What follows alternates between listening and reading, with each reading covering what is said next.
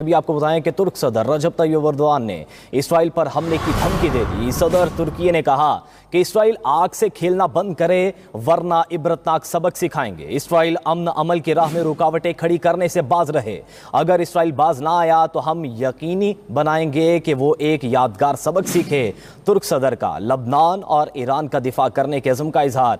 वाज़ेह किया कि लबनान और ईरान पर कोई भी हमला तुर्की पर हमला तस्वुर किया जाएगा। इलाका यमन को सबोतास करने की कीमत इसराइल को चुकानी पड़ेगी। अगर जंग जारी रही और अमन कायम ना हुआ तो इसराइल पर हमला हम पर फर्ज होगा। तुर्क सदर ने कहा, जिस तरह हम काराबाग और लिबिया में दाखिल हुए इसराइल के साथ भी ऐसा ही कर सकते हैं। नेतन्याहू खून और नफरत में अंधा हो चुका है। नेतन्याहू के खिलाफ जंगी जराइम के मुकदमात दर्ज करेंगे। तुर्क सदर रजब तैयब एर्दोगान ने इसराइल पर हमले की धमकी दे दी। सदर तुर्की ने कहा कि इसराइल आग से खेलना बंद करे वरना इबरतनाक सबक सिखाएंगे। इसराइल अमन अमल की राह में रुकावटें खड़ी करने से बाज रहे।